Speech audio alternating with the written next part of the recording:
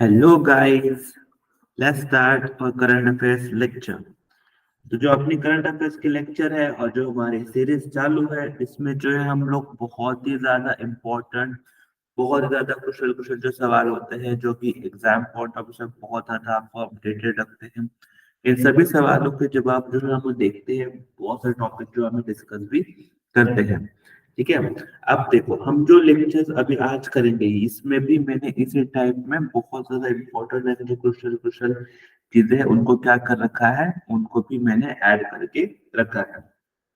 ठीक है, अब हम जो लोग हैं जहां पर क्या कर रहे हैं आज के इस पर्टिकुलर सेक्शन में, आज के इस पर्टिकुलर सेक्शन में हम जो लोग जो गवर्नमेंट के जो स्कीम्स है उनको जो है मैंने लास्ट लेक्चर में बहुत ज्यादा डिटेल में डिस्कशन किया था आपके साथ। आई होप आप सब लोगों ने जो है वो पर्टिकुलर वीडियो को अच्छे से समझ के लिखा भी है। ठीक है, उस पर्टिकुलर वीडियोस को जो है आपको दोबारा से देखना है, बिकॉज उस पर्टिकुलर वीडियो की बहुत ज्यादा खासियत है, तो बहुत ज्यादा उसका क्या है इम्पोर्टेंस भी है।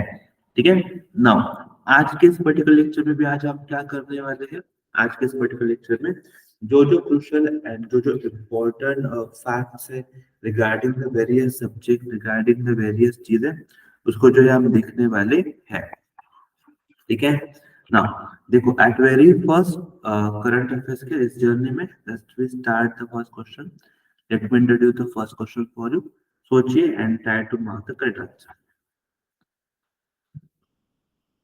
टेक योर टाइम, थोड़ा सा टाइम लीजिए, थोड़ा टाइम लीजिए, सोचिए एंड उसके बाद ही आंसर कीजिएगा। ठीक है, चीजों को समझा कीजिए डायरेक्टली।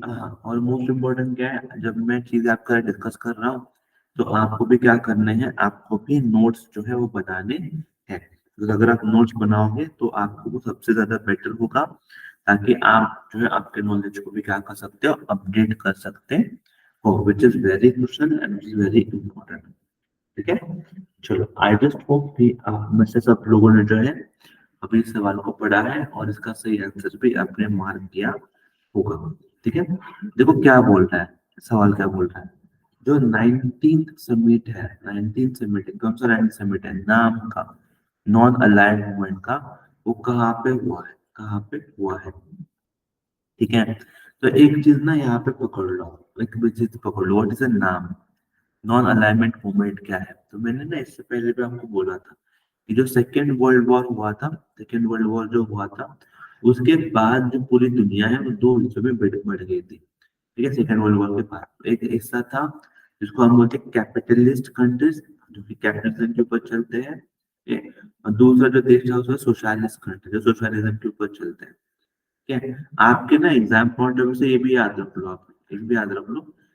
थोड़ा सा यहाँ पे मैं डिस्कशन करना चाहता हूँ इकोनॉमी के सेक्शन का, which is important for you. As हम डिस्कस ही कर रहे हैं तो वही भी डिस्कस कर लेते हैं।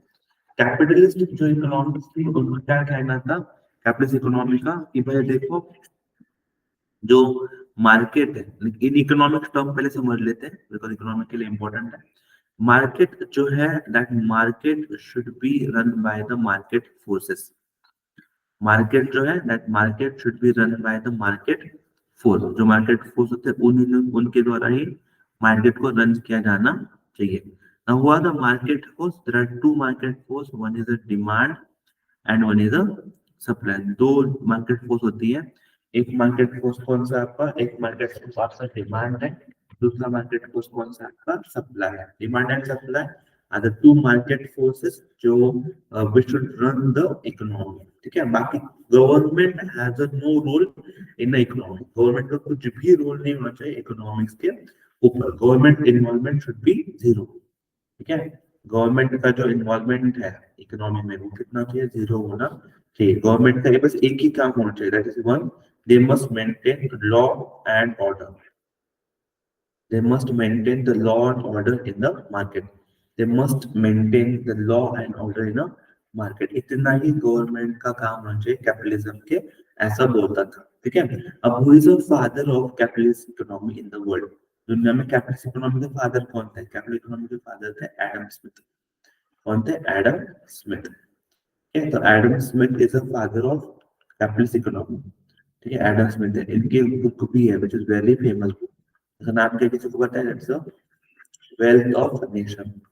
क्या नाम था किताब का? Wealth of nation, which is again very much capitalism. ठीक है, अब ये जो कैपिटलिज्म था ना उस समय बहुत ज्यादा अपने पीक के ऊपर था वर्ल्ड में।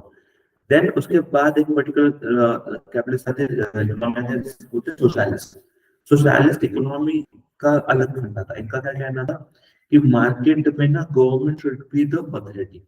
गवर्नमेंट या फिर जो मार्केट जो है जिसे हम बोलते हैं मार्केट जो है, that market should be run by the government entity. Government ही मार्केट को क्या करना चाहिए?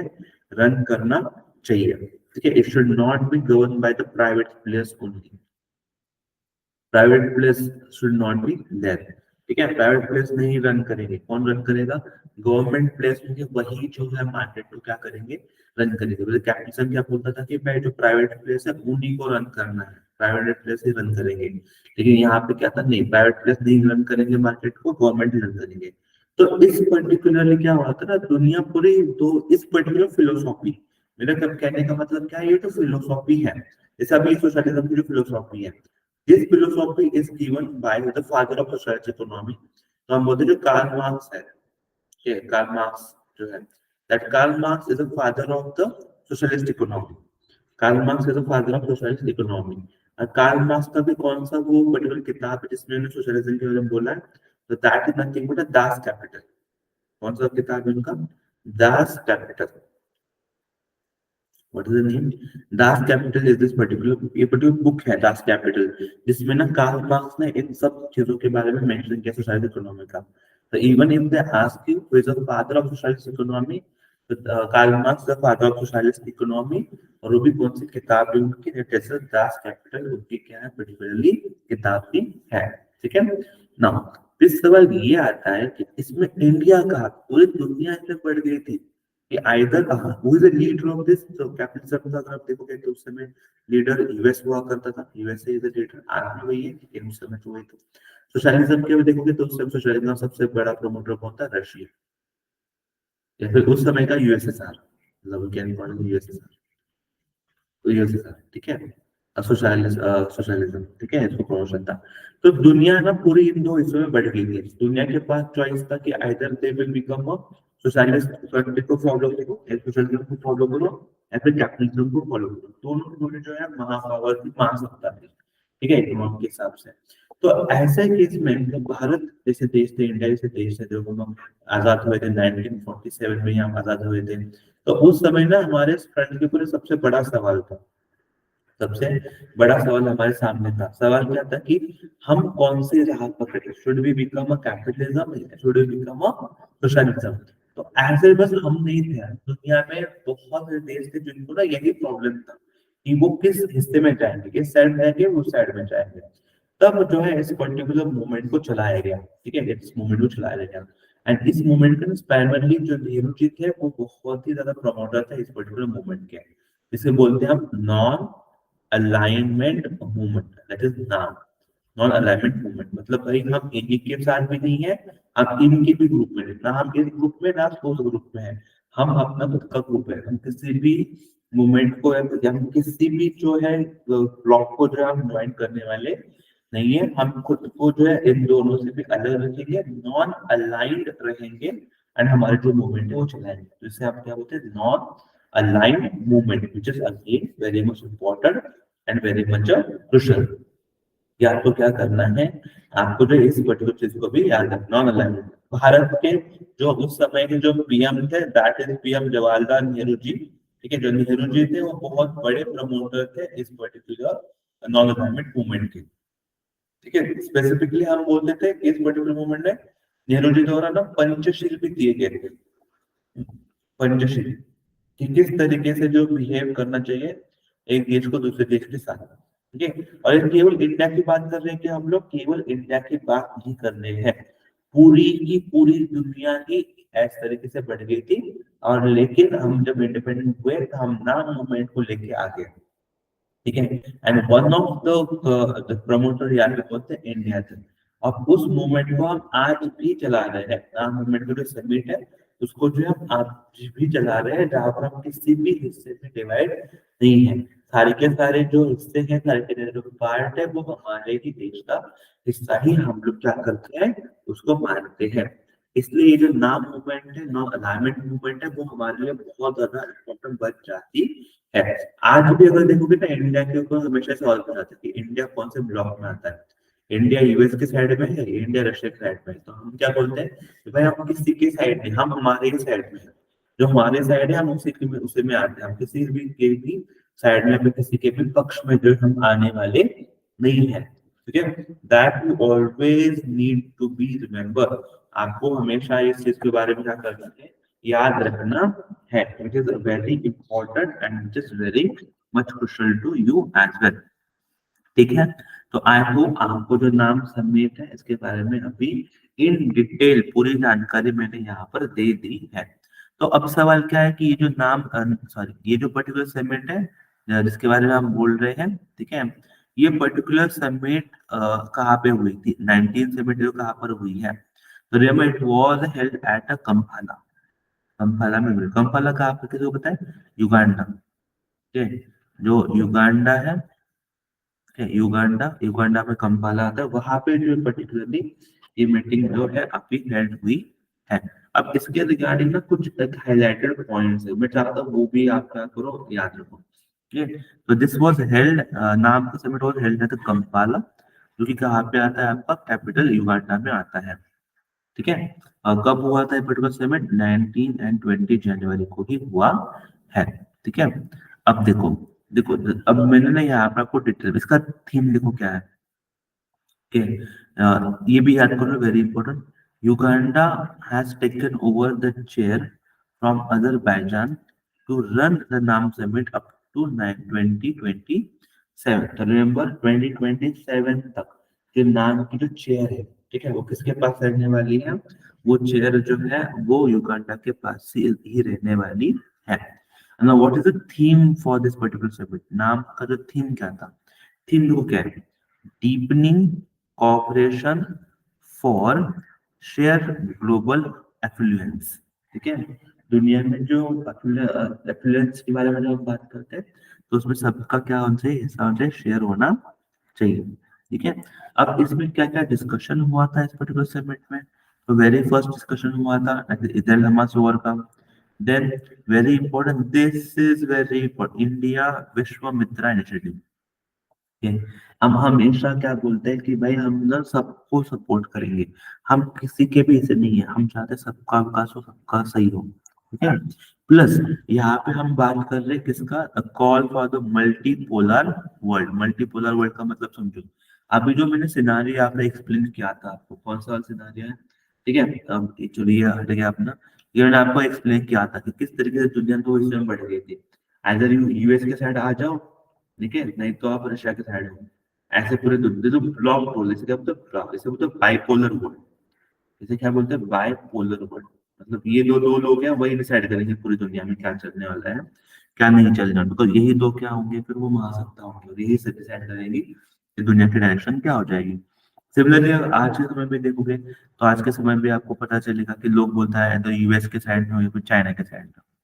तो ये मत करो, इस India should not, world should not B bipolar, world should be multipolar. Multipolar मतलब क्या होना चाहिए, जो सत्ता है, जो ताकत है, जो पैसा है, वो सब में डिस्ट्रीब्यूट होना चाहिए। वो किसी एक के पास वो पैसा जाना नहीं चाहिए, और सारा पैसा क्या होना चाहिए, डिस्ट्रीब्यूटेड ही होना चाहिए। which is why we called as the world should be the multipolar in their nature। ठीक है, now सेकंड सवाल आता है कि व्हाट इज द देन नाम मूवमेंट। तो मैंने जैसे बोला, it's alliance of a developing Nations that refuses to identify with any major super power. कोई भी सुपर पावर को हम एडजस्टमेंट होने वाले, हमारा खुद का क्या होगा, इंडिपेंडेंट पॉलिसी होगा। हम इंडिपेंडेंटली खुद के ही दम के ऊपर जो है ये सारी चीजें चलाएंगे, and that's why this NAM movement are very special for us. Remember this was established in 1961। ठीक है, at the height of the cold war, whereas it started with a Bandung conference which is held in Indonesia in 1955।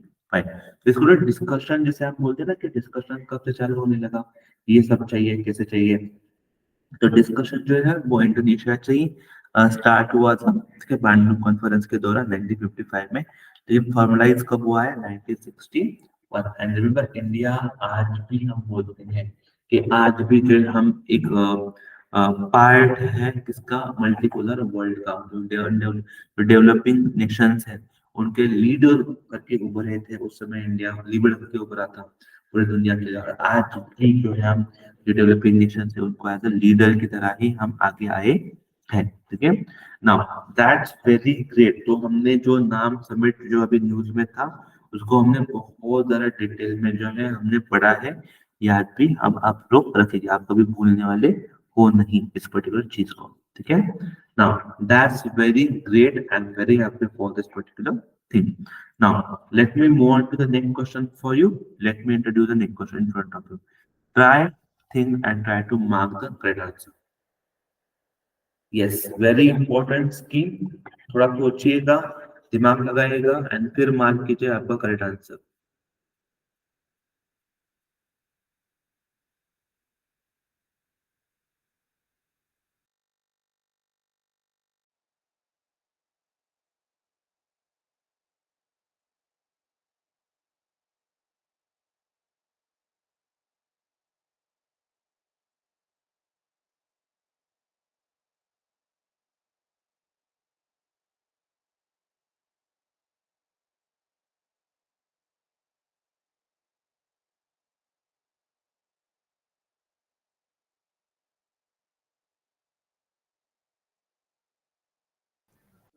That's great.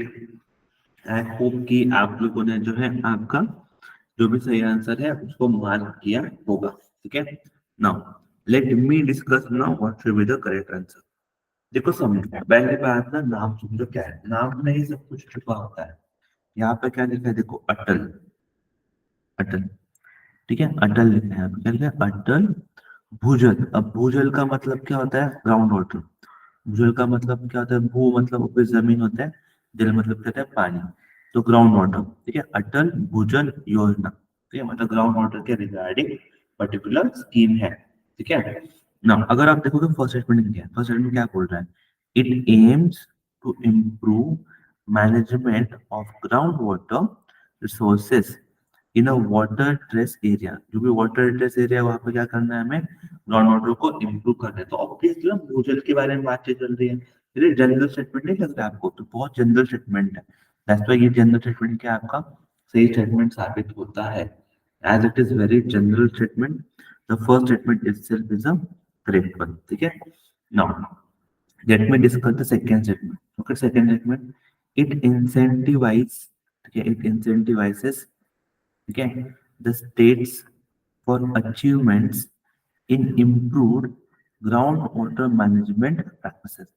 जो ground water management practices है उसको improve करने में। ठीक है, it incentivize the states for achievements, for the achievements in improve the ground water management practices. Okay, it will help the state कि वो अपना, वेरी जनरल है, इसमें कुछ फैक्ट है क्या? कोई फिगर्स है क्या? इसमें कोई फैक्ट नहीं है, कोई फिगर नहीं है, जस्ट एक जनरल सादा स्टेटमेंट है। And general statements all the correct, statement क्या होते हैं आपके? सही होते हैं। And so both the statement are correct. So what should be correct answer? Option number C is the correct answer. So आपका जो ऑप्शन नंबर सी है क्या आपका एक करेक्ट आंसर है। Now let me discuss this particular योजना, this particular scheme too much in use। सबसे पहले एक बात समझो, अभी रिसेंटली क्या हुआ है? एक मीटिंग हुआ है, इसका देखिए मीटिंग हुआ है for review of the progress of Atal Bhujal Yojana. ठीक है, जो अटल भूजल योजना हुआ है, ठीक है, अटल भूजल योजना है जिसका, अटल भूजल योजना है, उसका एक रिव्यू लिया गया है। ठीक है, कहाँ पे? वॉज हेल्ड एट, कहाँ पे? The Khajuraho MP. ठीक है, तो ये भी याद कर लेना, कोई अगर रिसेंट में पूछ लिया जाए कि अटल भूजल योजना जो हुआ था उसका मीटिंग मीटिंग फॉर रिव्यू कहाँ हुआ है? तो मीटिंग फॉर रिव्यू जो है वो खजुराहो एमपी में हुआ है। ठीक है, now let us discuss regarding this particular scheme. जो अटल भूजल योजना है उसके रिगार्डिंग थोड़ा सा फिर बात कर लेते हैं। ठीक है, पहली बात कि ये एक सेंट्रल सेक्टर स्कीम है। सेंट्रल सेक्टर स्कीम का मतलब बताओ। सेंट्रल सेक्टर का मतलब क्या होता है कि एंटायर फंड जो इसका आएगा, जो फंड आएगा सेंट्रल सेक्टर स्कीम के, that fund that fund should be given by the central government. Entire fund which is required for this particular Yojana are given by the central government. That's why इसे क्या बोलते हैं हम इसको हम अटल भुजल योजना बोलते हैं. This particular Bhujal Yojana was launched in 2019. कब लॉन्च हुई है? 2019 में इसको लॉन्च हुआ है इस पर्टिकुलर स्कीम का. नाउ नेक्स्ट क्या होता है फिर? What is the duration of this particular scheme? इस पर्टिकुलर स्कीम का ड्यूरेशन क्या है, टाइम फ्रेम क्या है? तो remember duration for this particular scheme is a 5 year. Total 5 साल का जो है वो ड्यूरेशन है इस पर्टिकुलर स्कीम का. ठीक है, what is the duration of the scheme? Total 5 साल का इसका ड्यूरेशन है which will start from 2020-21 to 2024-25. ये पर्टिकुलर ड्यूरेशन है. रिसेंटली ये जो ड्यूरेशन है वो बढ़ाया गया है. कब बढ़ाया गया है? It was increase by 2 years in May, ठीक, 2023. अदरवाइज 2023 में क्या हो जाता? लेट हो जाता, लेकिन ड्यूरेशन जो पीरियड है अभी वो बढ़ाया गया है. आपको जो ना ये just remember this particular thing कि ड्यूरेशन कितना है, क्या होगा, बहुत इंपॉर्टेंट होता है. देन अभी जो पूरा सवाल था वो किसके ऊपर था? ऑब्जेक्टिव के ऊपर ही था. ऑब्जेक्टिव क्या है? Very simple, is to improve the management of ground water resources in a select water stress areas in identified state. जो स्टेट है जहाँ पर वाटर स्ट्रेस एरिया है उसको क्या करना है? आइडेंटिफाई करके उसको क्या करना है? हमें इम्प्रूव करना है. ठीक है. नाउ नेक्स्ट देखो क्या है. ये जो पर्टिकुलर स्कीम है, ये जिसका हम बात कर रहे हैं, scheme is being taken up in 8,220 water trace 8,220 water trace gram panchayat of 7 state. 7 राज्यों में 8,220 ग्राम को देने वाले हैं. तो कौन से वो 7 राज्य हैं जहाँ पे चल रहा है? पहला हरियाणा, गुजरात, कर्नाटका, मध्य प्रदेश, महाराष्ट्र.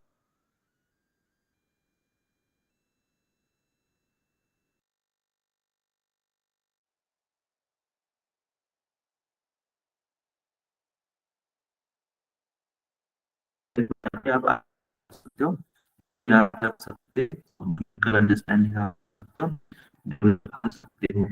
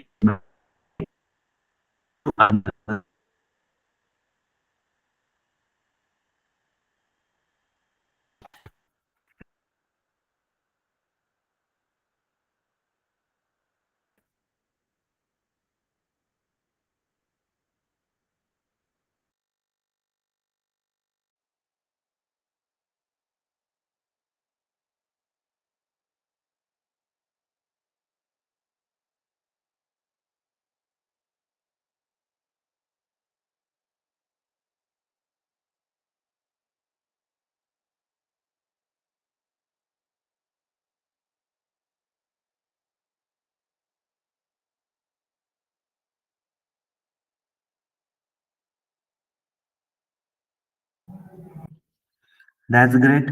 आई होप कि आप लोग जो है इस पर्टिकुलर जो चीजें है, ये पर्टिकुलर देखो, न्यूज को फॉलो करना एक बहुत ही ज्यादा अच्छी बात है. You just need to be continuously followed it.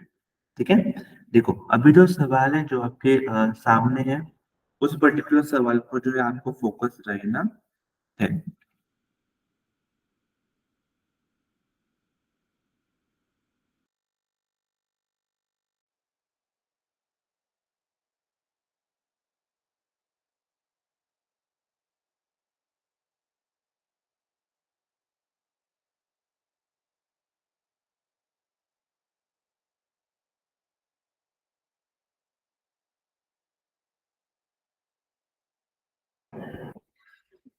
Yes, so this is very crucial and this is very important question which is in front of you.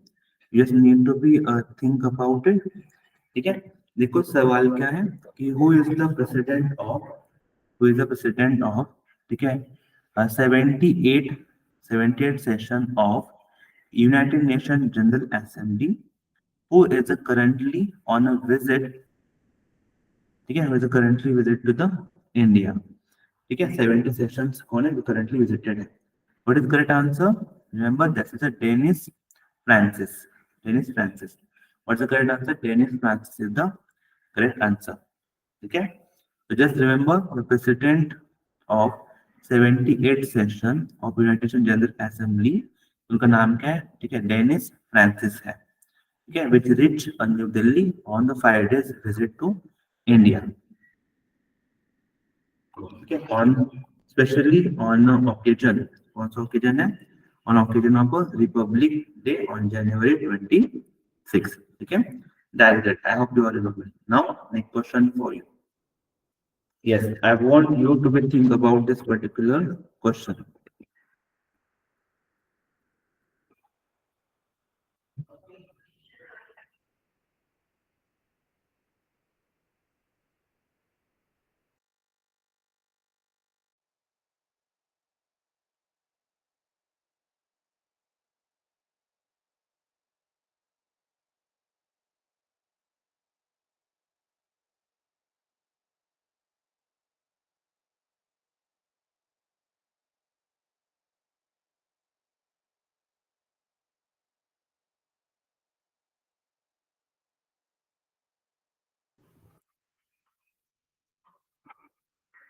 Next, देखो समझो क्या है? The पेंदीलाल लक्ष्मी प्रिया, ठीक है, the Pendyala Lakshmi Priya who was awarded the प्रधानमंत्री बाल पुरस्कार 2024, प्रधानमंत्री बाल पुरस्कार 2024 is related to which dance? Is related to which dance? Is related to which dance? कौन से डांस से रिलेटेड है? ठीक है, अब बहुत सारे लोग आप में से ऐसे होंगे जो कि बिल्कुल भी डांस में बिलीव नहीं करते होंगे, तो वो बोलेंगे सर कैसे? But you need to be aware, need to be aware, awareness आपको होना चाहिए। So related to the Kuchipudi, कौन से डांस? कुचिपुड़ी डांस से बिलोंग करती है। आपको पता होगा हमारे यहाँ पे ना एक डांस जिसे हम बोलते हैं classical dance form of India, ठीक है, classical classical dance form of India, ये classical dance form of India, ठीक है, classical dance form of India, जैसे हम क्या बोलते हैं? हम बोलते हैं इसको classical dance form of India बोलते हैं। It is very important classical dance form. अब इसमें क्या होता है क्लासिकल डांस फॉर्म में? टोटल हमारे यहाँ पे 8-9 classical dance form, 8-9 classical dance form very important. For example इसमें सबसे जो पुराना है दैट इज बोलते हैं इसको हम बोलते हैं, इसको हम भरतनाट्यम बोलते हैं, सबसे पुराना है, ठीक है। Then we have a Kuchipudi, which is again very important. Then you know for the Kathak, again important, and then you have Mohiniyattam, which is also very much important. लेकिन इसमें से अभी भी ना, और फिर उड़िया एक आता है, उड़िया भी एक हमारा I can say very famous like I can say classical dance form है, ठीक है। तो ये क्लासिकल डांस फॉर्म है, किसी अगर हम लेक्चर लेंगे इसके ऊपर भी, जब भी हमें टाइम मिलेगा तो हम क्लासिकल जो डांस फॉर्म है इंडिया के, उसको भी जो है हम डिटेल में डिस्कस करेंगे फोकस करके, ताकि आप जो लोग हैं आराम से इस तरीके से पढ़ पाओ, ठीक है ना। अभी फिर न्यूज में क्यों है, फिर अभी हम क्यों डिस्कस करें सब चीजों के बारे में? बिकॉज जो हमारे जो कुचिपुड़ी डांसर है, ठीक है, कुचिपुड़ी डांसर है जिनका नाम क्या है, ठीक है, पेंडिलाल लक्ष्मी प्रिया, ठीक है, Pendyala Lakshmi Priya, she was honour with the Pradhan Mantri Rashtriya बाल पुरस्कार 2024 बाय प्रेसिडेंट द्रौपदी मुर्मू, ठीक है। प्रिया was a 15 years old, of a class 10 student, ठीक है, फ्रॉम द गाजीपुर तेलंगाना, ठीक है, and was honour for her excellence in the field of art and culture, was honored for the field of art and culture, which is very much important and very much crucial. Now, next question for you. सोचिए and try to mark the correct answer.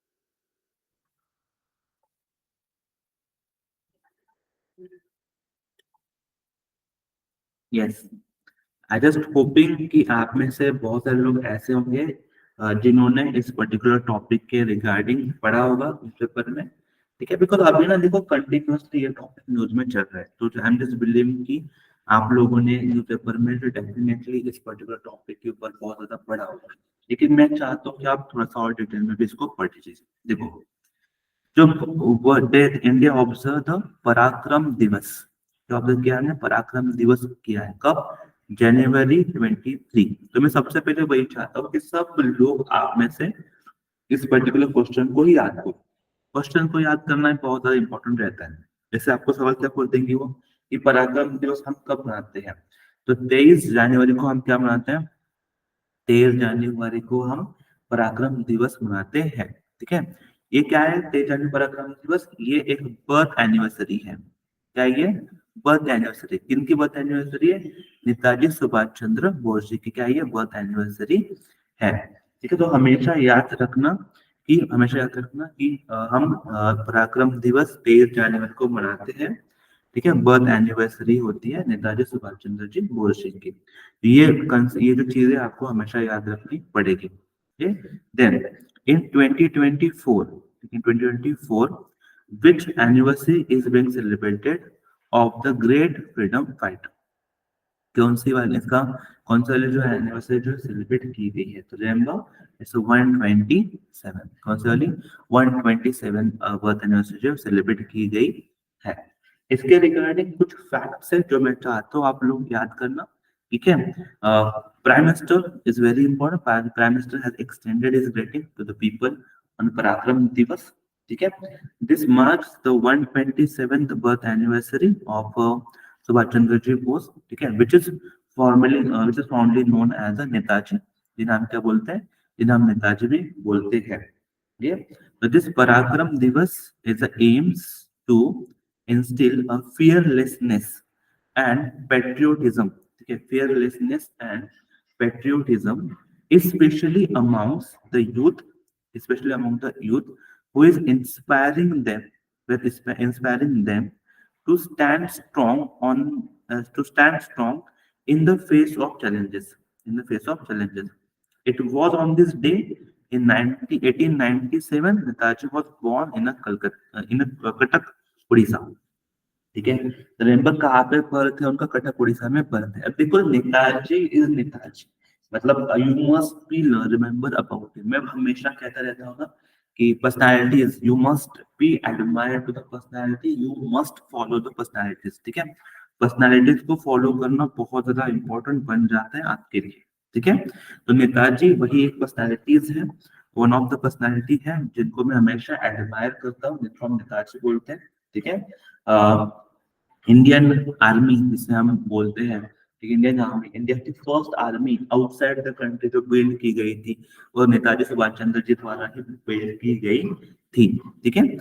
याद कर लेना, आज अंडमान निकोबार जो island हमारे पास है, तो one of the credit, most important credit goes to the Netaji, because of him we have this particular islands with us as well, ठीक है। और इसको ना एक बार याद भी रख लेना, पराक्रम मीन्स क्या है, एक नेताजी जो थे ना, नेताजी जो उस समय देखो, अभी ना एग्जाम इंडिया का सबसे टफेस्ट एग्जाम कौन सा है, मतलब हम बोलते हैं कि one of the toughest exam is UPSC, ठीक है। और यूपीएससी में क्या लाइक सब हाईएस्ट पोस्ट कौन सा था, आईएएस इज हाईएस्ट पोस्ट, ठीक है, आईएएस क्या सबसे टॉप मोस्ट पोस्ट है, डिफिकल्ट है। उसे ना उस समय से यूपीएससी इज वेरी टफ ना, तो उसी तरीके से आपको ना एक और एक मिलता था उस समय, like UPSC union public commission है, तो उस समय ना जो ब्रिटिश गवर्नमेंट है वो सिविल सर्विसेज का एग्जाम लेते थे, वो एग्जाम है सिविल सर्विस का। उसके लिए ना आपको ब्रिटेन में जाना पड़ता था, वहां पे पढ़ना पड़ता था, सारी चीजें होती थी, ठीक है। तो वहां पे जाके ब्रिटिश का सिविल सर्विस लेके, ठीक है, ब्रिटिश के यहाँ पर जाके एग्जाम क्लियर करके, ठीक है, इन्होंने पद हासिल किया था। और वो भी पद था कि उन्होंने वो पद को छोड़ दिया था, त्याग दिया था। क्यों त्याग दिया था, क्योंकि भारत माता की सेवा करनी थी, और वो इंडिया में आके भारत माता की सेवा कर रहे थे। That's very great initiative. इसलिए ना जो यंगस्टर्स थे उनके कॉलर टाइट थे, नेताजी सुभाष चंद्र बोस, यंग पीपल उनके क्या थे, कॉलर उनके बहुत ज्यादा टाइट थे। फॉलो करते थे ऑल यंगस्टर्स उनको, ठीक है। एंड उसलिए उनको और बहुत ज्यादा, मतलब जब उनको कैद किया गया तो कैद करने के बाद भी वो रुके नहीं, वो अफगानिस्तान गए, उसके बाद वो जर्मनी गए, फिर बहुत सारे वर्ल्ड से बात की, इंडिया से कुछ नहीं हो पा रहे थे, इंडिया से बाहर से अटैक करने का कोशिश किया उन्होंने ब्रिटिश गवर्नमेंट के ऊपर, एंड एक स्टेबल गवर्नमेंट एस्टैब्लिश करने का उन्होंने हमेशा ही प्रयास किया है। एंड दैट्स जो इनिशिएटिव है, ये पर्टिकुलर थिंग है, और बहुत ही ज्यादा इंपॉर्टेंट है for you to be remember very inspiring personality Netaji Subhash Chandra ji Bose, ठीक है। Now let me introduce the next question for you, two thing do remember about this particular question, very easy, very, अभी हमने इसके डिस्कस किया, इट इज पराक्रम दिवस celebrated, जैसे मैंने कहा ना, you need to be remember, आपको याद रखना है, इस तरीके के भी सवाल फ्रेम हो सकते हैं उससे, इसलिए मैं चाहता हूँ आप उसको भी याद कर लो। Now next, take a time, इसके बारे में थोड़ा सा सोचिए and then try to mark the correct answer.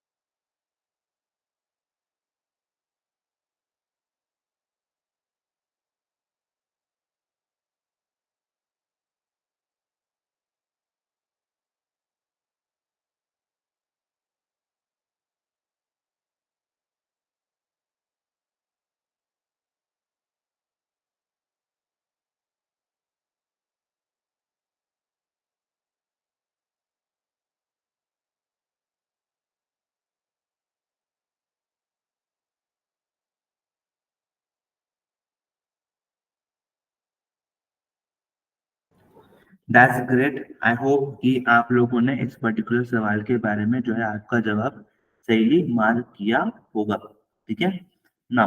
देखो क्या है ना, यहाँ पे सवाल क्या बोल रहा है आपको, जो कि हमारे पीएम है, ठीक है, PM has inaugurated, PM has inaugurated Boeing new global engineering and technological centre campus, PM द्वारा, ठीक है, जो पीएम है उनके द्वारा इनॉग्रेट किया गया है, किसको इनॉग्रेट किया गया है पीएम द्वारा, जो Boeing new global engineering and technological centre campus है उसको इनॉग्रेट किया गया है। एट वेरी फर्स्ट में जब बोइंग आप जब सुनते हैं बोइंग, तो बोइंग इज वेरी इंपॉर्टेंट, ठीक है, बहुत ज्यादा इंपॉर्टेंट एयरक्राफ्ट है, बहुत इंपॉर्टेंट कंपनी है, ठीक है, उनके साथ सारी चीजें मतलब डेवलप करती है। तो वो कौन से शहर में, जो सेंटर का जो कैंपस है वो कौन से शहर में बनाया गया, तो this has been developed in Bengaluru, कहाँ पे डेवलप हुआ है, पर्टिकुलरली बेंगलुरु में इस पर्टिकुलर क्या हुआ है, इनॉग्रेट हुआ है, ठीक है ना। अब इसके साथ ना आपको कुछ चीजें मैं चाहता हूँ, जो फैक्ट्स मैं चाहता हूँ आप याद रखो, ठीक है, जो पीएम है, ठीक है, PM ji has inaugurated in Bengaluru city. Total cost देखो, it's a built at a cost, campus is a built at a cost of 1,600 crore, कितना कॉस्ट है, 1,600 करोड़ का इसका क्या टोटल कॉस्ट है। टोटल एरिया क्या है इसका कैंपस का, टोटल एरिया कैंपस है 43 एकड़, टोटल एरिया क्या है कैंपस का, 43 एकड़ क्या है एरिया है इस पर्टिकुलर कैंपस का, ठीक है। Is a plane makers largest, okay, place makers largest such a investment outside the US, okay. The program will provide opportunity for girls and women, this program will provide the opportunity to for girls and women to learn a critical skills in a science, technology, engineering and math fields, okay, they must learn critical skills regarding and train for a job in the aviation sector। ये ना please remember, हमेशा मैंने बोला है कि कोई भी campus होता है, कोई भी प्रोजेक्ट होता है, कोई भी चीज होती है ना, उसका उद्देश्य पढ़ा करो, उसका मेन एम पढ़ा करो। तो उसका मेन उद्देश्य या फिर मेन एम क्या है, उसका मेन एम या फिर मेन उद्देश्य क्या है कि जो अपॉर्चुनिटीज है, we must provide opportunity for girls and females womens, इसलिए ताकि वो जो साइंस टेक्नोलॉजी की स्कीम है, इंजीनियरिंग स्कीम है, वो पढ़ पाए, ठीक है, और उनको जो है जॉब अपॉर्चुनिटी मिल पाए कहाँ पे, इन एविएशन सेक्टर में अंदर। That's why this Boeing engineering and technological center campus has been inaugurated. I hope you are getting crux of it. Okay. Now, let me introduce a next question for you. Do think about this particular question and do mark your correct answer. सोचिए and mark कीजिए, बहुत important है आपके लिए।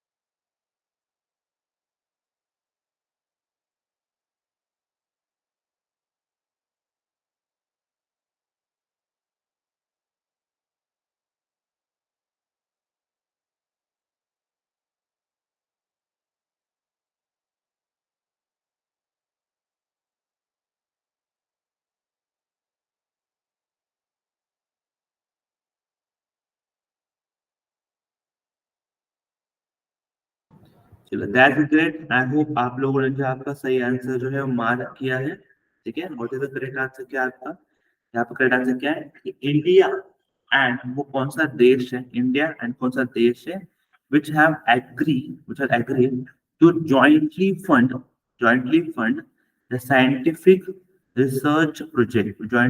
scientific research project in the field of health, ठीक है, health, then आपका decarbonise hydrogen, marine science and applied mathematics. इन सब फील्ड में कोऑपरेशन करने के लिए, इन सब फील्ड में जो है साथ में काम करने के लिए, जॉइंट एफर्ट्स डालने के लिए जो एग्रीमेंट साइन हुआ है वो भारत के देश में हुआ है, ठीक है।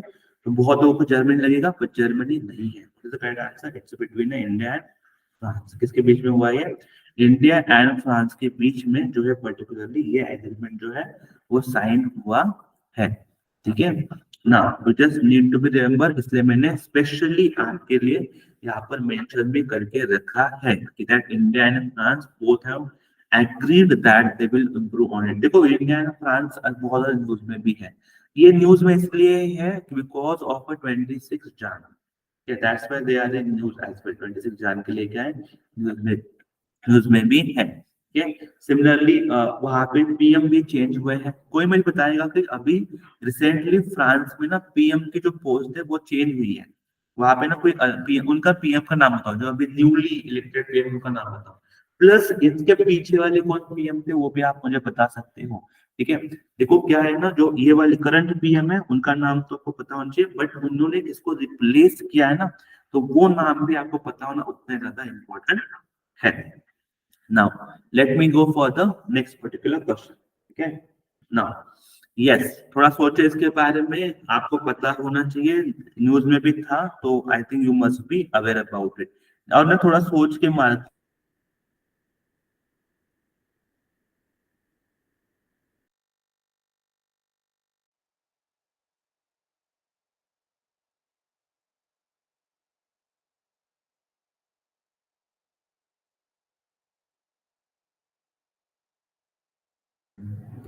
यस, आई होप कि आप लोगों ने थोड़ा सा सोचा है इसके बारे में।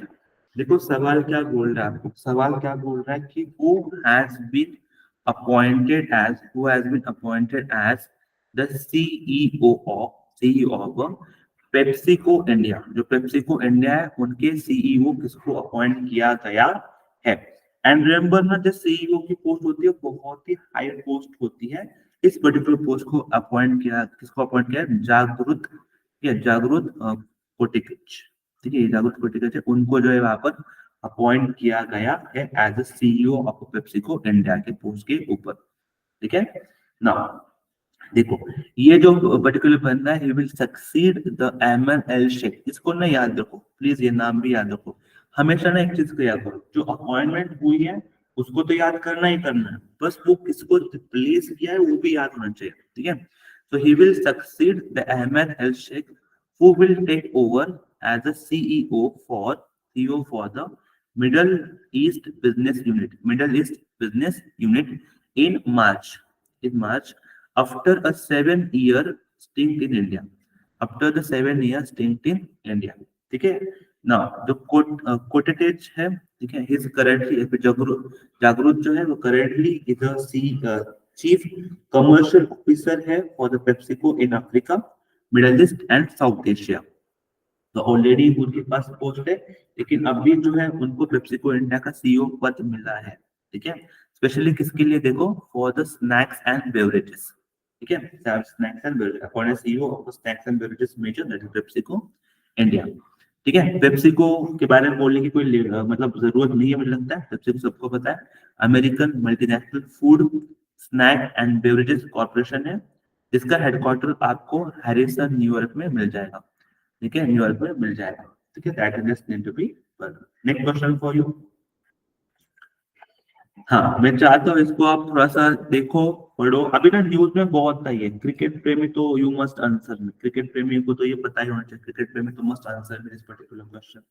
Very important question. Which of the following country is hosting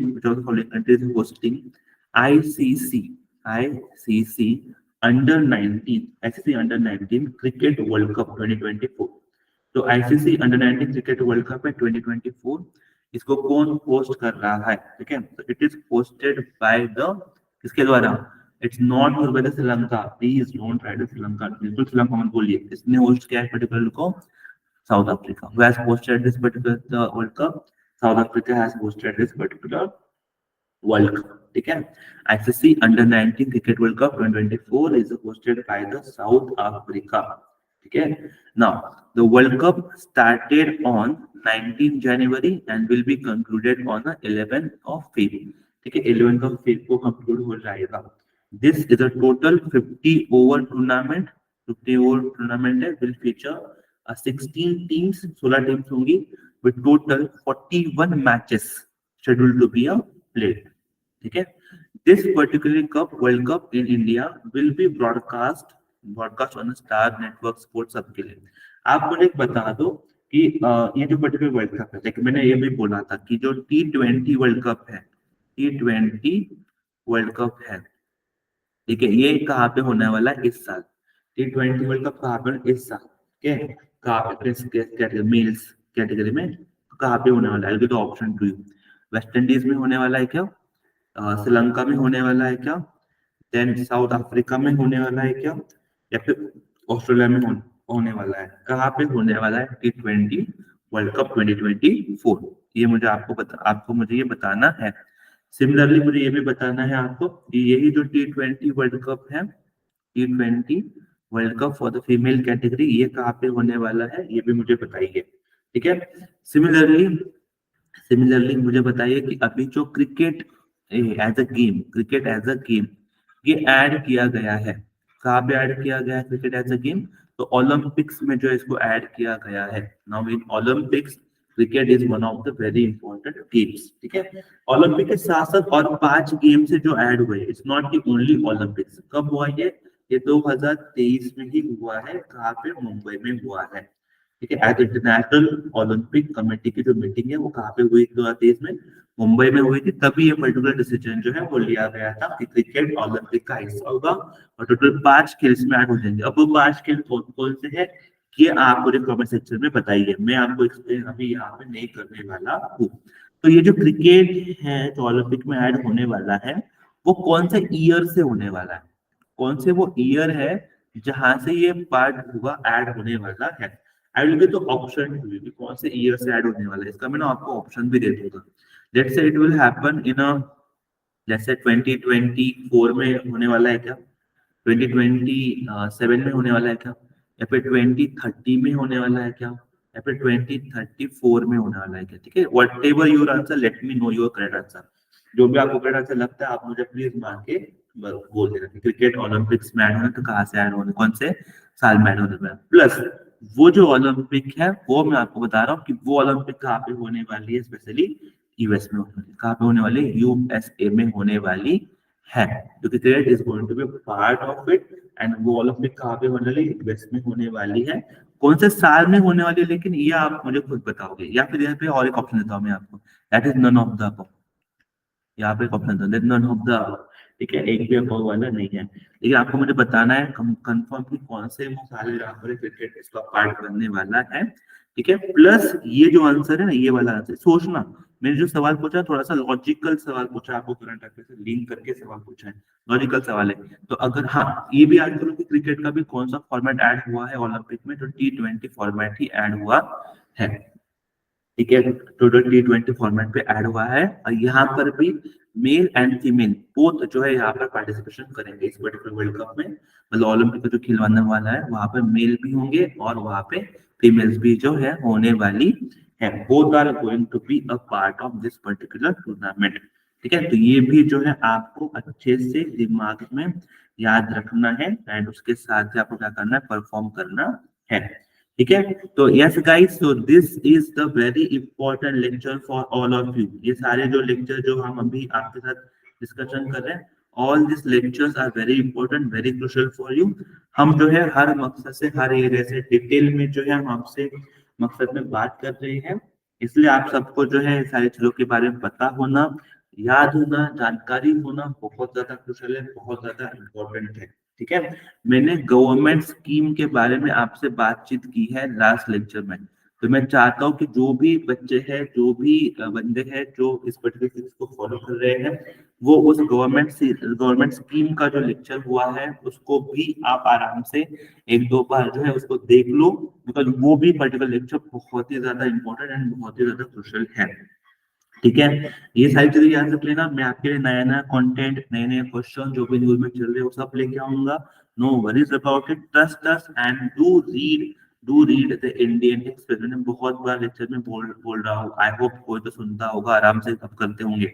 Indian express में क्या पढ़ना है, तो इकोनॉमी का जो पेज होता है that you need to be read, then editorial का पेज होता है वो भी आपको पढ़ना है, एंड जो आपका स्पोर्ट्स पेज होता है वो भी आपको क्या करना है, पढ़ना है, बट कंपलसरी बेसिस पर, ठीक है ना। पढ़ते रहिए, तब तक के लिए थैंक यू सो मच, ठीक है। मिलते हैं अगले लेक्चर में, ठीक है। Thank you so much guys.